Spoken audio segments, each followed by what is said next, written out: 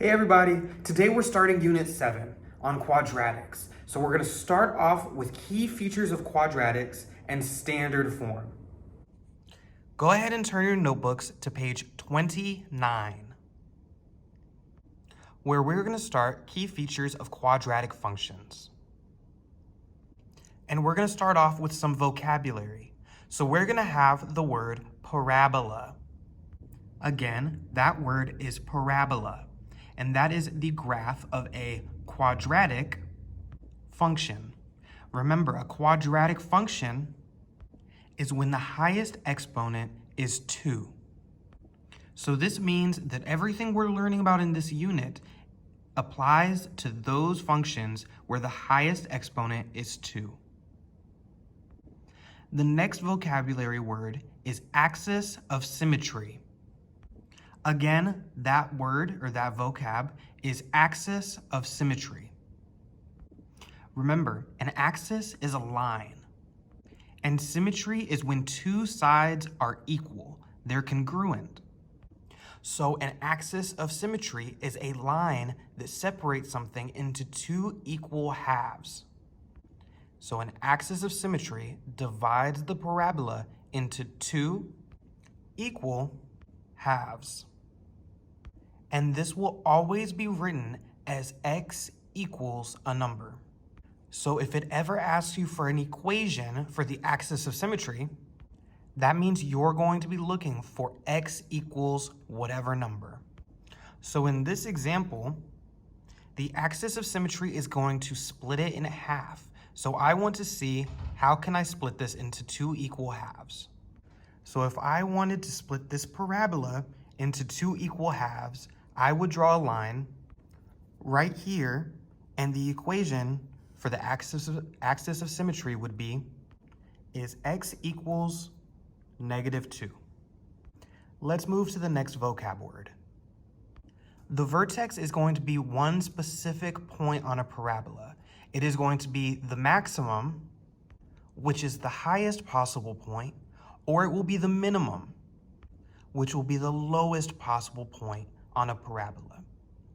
So the maximum, the highest point, will be on parabolas that open downwards, while the minimum is the lowest possible point, which will be on parabolas that open upward. So think of it like a roller coaster. If you're at the highest possible point on a roller coaster and you're getting ready to drop, you are at the maximum.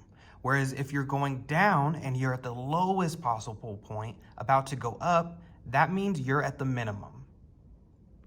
This next word, y-intercept, should be familiar for you, which is the point where a parabola intersects the y-axis. And an x-intercept is the point where a parabola intersects the, you guessed it, the x-axis. This next part is very, very important because we call x-intercepts a lot of different things. We call x-intercepts the solutions. We also call x-intercepts roots, and we also call x-intercepts zeros. So sometimes questions are going to ask you to find the solutions, and that means you're looking for the x-intercept.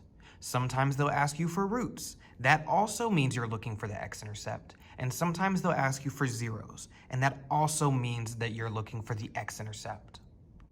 So if you hear solutions, roots, or zeros, know that you're going to be looking for the x-intercepts.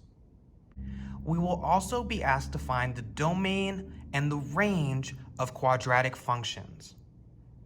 In this unit, for domain, it is always going to be all real numbers, which in short looks like this, and it is all of the x values. So domain is always going to be x values. Domain will always have to do with the x. So if it asks you for domains, do not put anything with a y. It is always the x values. Then we have the range, which is going to be formatted a little bit differently. Range is going to be all of the y values, And you might see this a couple different ways. You might see it as y is greater than or equal to a number, or y is less than or equal to a number, and you'll see it written with different phrases.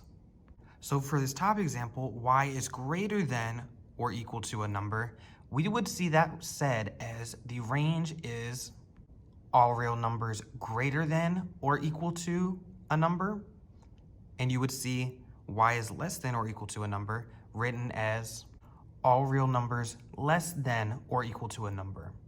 On the star, you're probably going to see it written in this way. So you want to know whether that symbol is greater than or equal to, or less than or equal to, or just greater than or less than, and then whatever number that is.